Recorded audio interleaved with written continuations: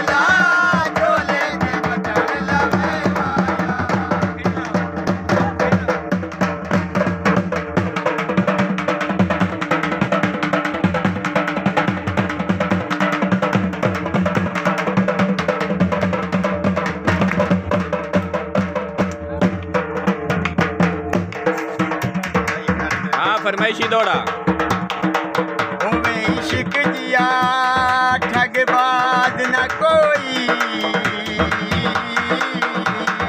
वाला दित्या वाह